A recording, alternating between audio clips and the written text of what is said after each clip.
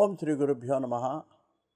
ధర్మ సందేహాల్లో భాగంగా మనకు కొంతమందికి అనుమానం వస్తుందండి. ఏంటంటే అనుకోకుండా ఇలా కుంకుమని పట్టుకుంటే జారి కింద పడిపోతుంది. ఆ కుంకుమ అంతా నేలపాలైపోతుంది. ఇప్పుడు ముఖ్యంగా పాపం ఆడవాళ్ళు ఎంతో బాధపడిపోతారు.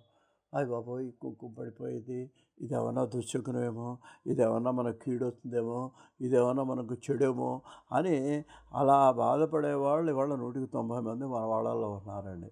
మరి దానికి సమాధానం చెప్పాల్సిన పరిస్థితి మాలాంటి వాళ్ళ మీద ఉంది కాబట్టి నేను చెబుతున్నాను. ముఖ్యంగా మీరు గమనించాల్సింది ఏంటంటే, కుంకుమ అనుకోకుండా మన చేయి జారి కింద పడి ఒలుకుతే అదేమో కూడా కీడు కాదు అనేది ముందు మీరు ముఖ్యంగా మహిళలు మీరు గమనించండి. ఎందుకనంటే అదేమీ చెడు కాదు. అయితే మీరు ఏమనుకోవాలంటే అప్పుడు ఆ కింద పడ్డప్పుడు ఇది భూదేవికి మనం బొట్టు పెట్టాము అనుకోవాలి. అలా భావించండి. అప్పుడు మీకు సంతృప్తి. ఇప్పుడు పొత్తైదుగురికి ఎప్పుడూ మీరు బొట్టు పెడుతుంటారు. ఇలా అనుకోకుండా కుంకుమ నేల మీద ఒరిగింది అంటే అది ఎవరికి చేరింది? భూదేవికి తగిలి ఆ కుంకుమ భూదేవికి దగ్గరికి చేరింది. అందువల్ల మీరు ఏమనుకోవాలి? భూదేవికి బొట్టు పెడుతున్నాము అని. అప్పుడు మీరు ఒక 2 సార్లు ఈ నామం అనుకోండి.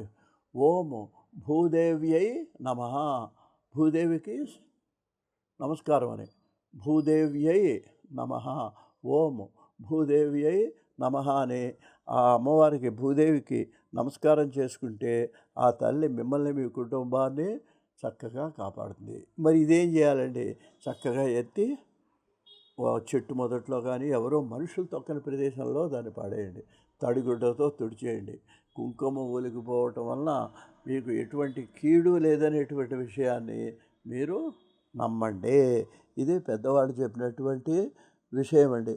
అందువల్ల ఏంటంటే దీని గురించి మీరేమి కూడా బాధపడాల్సినటువంటి పని లేదు. అందువల్ల ఏంటంటే ఇటువంటి సందర్భాల్లో మీరు నిశ్చింతగా ఉండి ఆ లక్ష్మీదేవికి నమస్కారం చేసుకొని, భూదేవికి నమస్కారం చేసుకొని మీరు ఉన్నట్లయితే మీకు శుభమే జరుగుతుంది. కానీ ఒలికినంత మాత్రాన అది మీకు ఎటువంటి కీడు కాదు అనేటువంటి విషయాన్ని మీకు మనవి చేస్తున్నాను. స్వస్తి.